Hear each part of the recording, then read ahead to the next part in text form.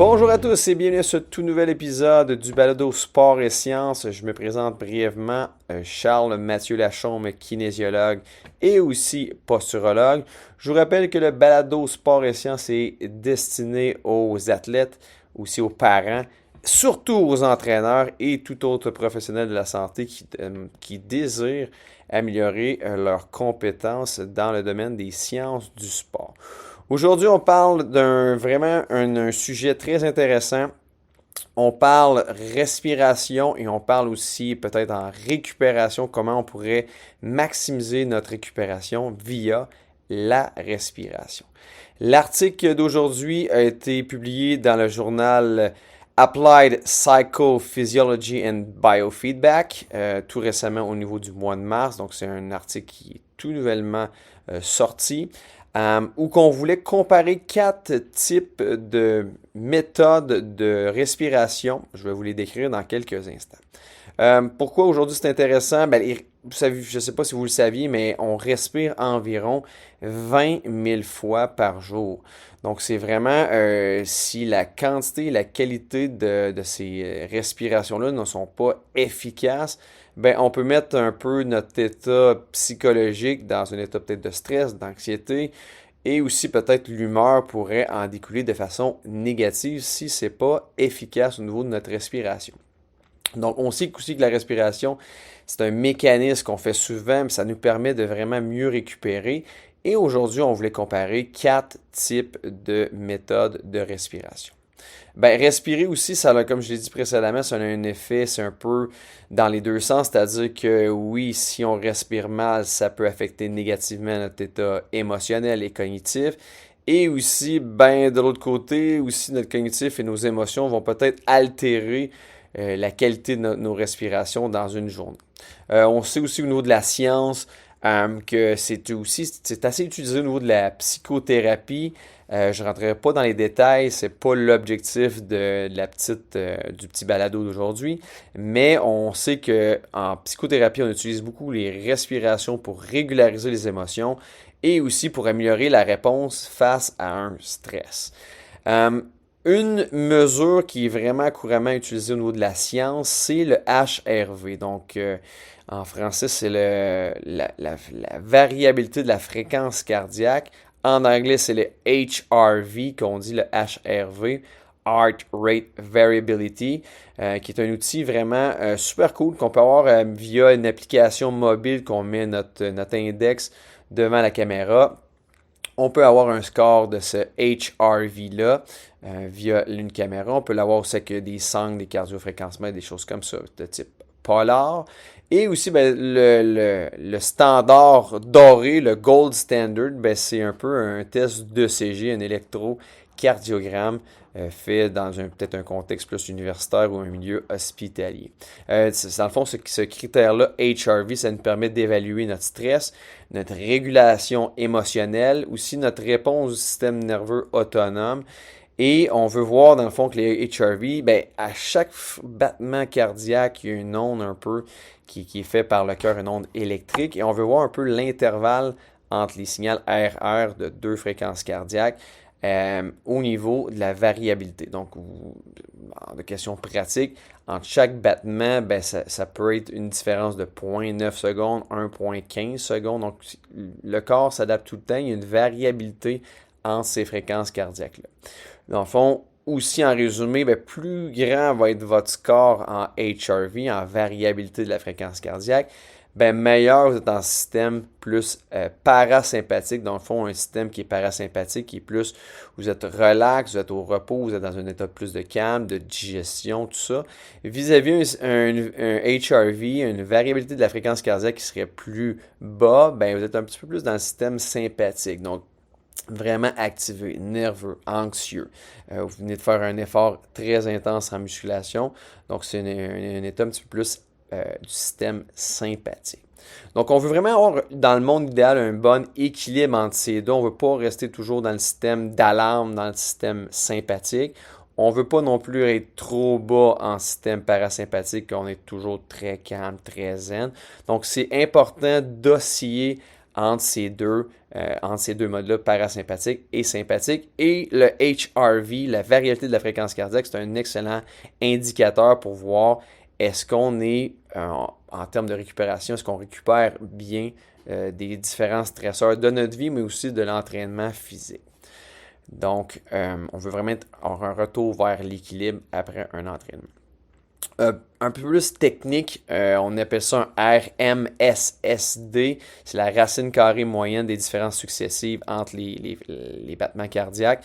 Donc, c'est un indicateur de l'activité parasympathique. Au niveau de l'étude, on a utilisé, on avait, si je ne me trompe pas, c'est bien 84 étudiants universitaires. 60% étaient des femmes. C'était composé de gens qui étaient entre 17 et 25 ans. Et on a voulu comparer 4 types de respiration au niveau de l'étude. Le premier type de respiration qu'on a évalué chez ces gens, c'était, je l'appelle le box breathing, la respiration, on pourrait dire, de type carré, au niveau où qu'on faisait, je vous l'explique un petit peu en termes d'inspiration-expiration, on inspirait en 4 secondes, on gardait notre inspiration pour 4 secondes, on expirait pendant 4 secondes et on attendait avant la prochaine inspiration pour 4 secondes. Et cette méthode-là a été vraiment utilisée par les Navy SEALs il y a quelques années de cela. Et quelques études ont démontré que il y avait une amélioration du HRV dans les 30, dans une étude qui durait 30 jours. Il y avait aussi un peu moins de douleur chez les femmes enceintes. Il y avait aussi un niveau de cortisol, donc un peu l'hormone du stress qui avait diminué après quelques semaines. Donc, on voulait évaluer cette méthode-là au niveau des 84 sujets de l'étude. Mais présentement, au niveau du box breathing, la respiration de type carré 4, 4, 4, 4, il y a un peu de recherche dans le domaine et c'est pas très concluant, on pourrait dire. La deuxième méthode qu'on voulait évaluer, c'est la méthode de respiration 4, 7, 8, où on inspire en 4 secondes, on garde la respiration pendant 7 secondes et on expire pendant 8 secondes. Il y a quelques recherches qui ont démontré que ça diminuait malheureusement le HRV, donc ce qui est négatif, donc ça n'améliorait pas la situation des sujets après l'étude. Quelques études aussi ont démontré que ça diminuait l'anxiété, aussi des signes de dépression. La troisième et la quatrième méthode, c'était un peu la méthode de faire 6 respirations par minute. La première de ces méthodes-ci de respirer 6 fois par minute, c'était 4 secondes pour une inspiration et 6 secondes pour l'expiration. Donc, j'inspire en 4 secondes, j'expire en 6 secondes et je refaisais ça pour en faire, donc au fond, une respiration durait 10 secondes et j'en faisais 6 au total. Donc, on voit qu'il y a une amélioration du HRV de façon positive, ça l'augmentait, donc c'est un bon signe. Ça réduisait les signes et symptômes d'anxiété, de stress, ça stimulait même le réflexe, le baroréflexe au niveau de la pression cardiaque, de la pression sanguine. Donc ça, c'était vraiment des bons signes. Et le quatrième type, on refaisait aussi 6 respirations par minute, mais par contre, ce n'était pas un rythme de 4 inspirations, 4 secondes inspirées, 6 secondes expirées. C'était 5 secondes d'inspiration et 5 secondes d'expiration. Donc on a un petit peu changé le ratio ici. On remarque dans plusieurs études que plus l'expiration est longue vis-à-vis de l'inspiration, ça améliore aussi la variabilité de la fréquence cardiaque et l'humeur. Donc, c'est quand même assez efficace. Donc, je le répète, on avait 84 étudiants universitaires dans l'étude. Il y avait les 4 groupes, comme j'ai dit, je vous les répète brièvement, vu qu'on est un petit peu en audio, ça va être plus simple pour vous. Donc, la méthode de boîte ou de carré que j'ai inspiré en 4, garder 4, expirer en 4 secondes et maintenir avant la prochaine inspiration 4 secondes. J'avais la méthode B qui était d'inspirer en 4, garder pour 7 secondes et expirer en 8 secondes. Et la troisième, on pourrait dire la C, c'était une respiration qui avait un rythme de 4 secondes d'inspiration, 6 secondes d'expiration pour en faire 6 par minute. Et la D, ou sinon la quatrième méthode, c'était un rythme, un ratio de 5 secondes pour inspirer, 5 secondes pour expirer, et pour en faire un 6 respirations par minute. On avait 21 étudiants par groupe, et tous les groupes faisaient les 4 méthodes de respiration. Donc, au niveau du protocole, brièvement, on avait un 10 minutes où on respirait de façon habituelle au rythme du sujet, de la personne. On avait un 3 minutes de pause arrêtée. Et là, ensuite, on commençait. Et chaque protocole que les étudiants universitaires faisaient durait 10 minutes où les premières 5 minutes étaient faites où qu'on expliquait un peu la méthode, on donnait un petit peu de coaching aux étudiants. Et ensuite de ça, il était 5 minutes autonomes où que là, on captait des données sur leur inspiration. On a capté plusieurs données, le HRV, la variabilité de la fréquence cardiaque via un ECG. On a regardé les fréquences cardiaques, la pression systolique, diastolique, au niveau du CO2 qui était éjecté au niveau de l'expiration. On avait aussi l'humeur et aussi la racine carrée, comme j'ai dit précédemment. Au niveau des résultats et des conclusions, on a vu que vraiment, c'est très significatif. Il y a quand même un effet qui est médium à large au niveau de l'effet que ça peut faire sur le HRV, la variabilité de la fréquence cardiaque. Quand on respirait, les deux meilleures méthodes pour l'étude, c'était vraiment les 6 respirations par minute. Ça peut être la méthode 5-5, donc 5 secondes pour inspirer, 5 secondes pour expirer, ou légèrement meilleur, mais ce n'était pas significatif, ou qu'on inspirait en 4 secondes et on expirait en 6 secondes. Donc, il y avait vraiment un résultat qui était drastique de façon positive de faire 6 inspirations par minute vis-à-vis on pourrait dire la méthode carrée de inspirer en 4, garder 4, expirer en 4 et garder la respiration pour 4 secondes avant la prochaine inspiration.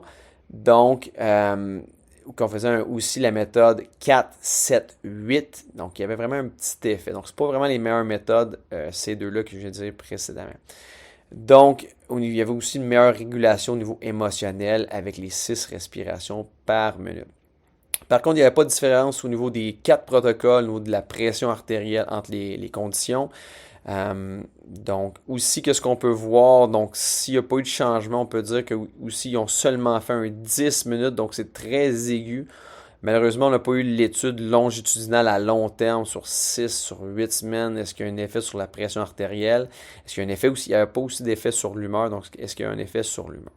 Donc, en résumé de l'étude présente, on pourrait dire que dans votre quotidien, essayez soit le matin, soit sur l'heure du dîner, lorsque vous êtes peut-être en transport scolaire, vous êtes en déplacement dans votre auto, quelque chose comme ça, et aussi peut-être avant de se coucher le soir pour juste optimiser votre sommeil si jamais vous êtes un peu très actif, très engagé au niveau cognitif avant de vous coucher. Donc, peut-être délaisser votre cellulaire quelques minutes et peut-être vous consacrer un petit 10 minutes de respiration profonde, diaphragmique, au niveau où qu'on vient faire idéalement un 4 secondes où on inspire et un 6 secondes où on expire tranquillement.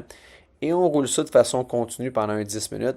Et vraiment, ça va optimiser votre HRV. Donc, la variabilité va être meilleure, va être haussée, va être augmentée. Ce qui va vous permettre de venir dans un état un peu plus calme. Et les études le démontrent. Une personne qui est plus calme vis-à-vis d'une personne qui est un peu plus stressée, bien, ça va prendre le double de temps à une personne stressée de récupérer d'une charge d'entraînement. Donc ça, c'est à prendre en compte. Donc oui, stresser le corps dans l'entraînement, c'est super important. Il faut se challenger, il faut se pousser, il faut changer, il faut monter nos charges. Mais aussi, si à l'envers de la médaille, vous n'effectuez pas des bonnes méthodes de récupération, un sommeil qui est récupérateur et suffisant, une bonne nutrition, une bonne hydratation et aussi les autres méthodes, donc j'inclus la respiration qui peut être très intéressant pour venir mieux régénérer. Et c'est sûr, de mon point de vue personnel, ça a un effet à long terme de vraiment optimiser la qualité de vos entraînements. Donc, en résumé, effectuer 10 minutes par jour, la méthode 4-6 où j'inspire en 4 secondes et j'expire en 6 secondes pendant une dizaine de minutes, une fois par jour. Et vraiment, vous allez voir un gain physiologique au niveau de votre récupération. Sur ce, passez une très belle journée. Merci beaucoup. Au revoir.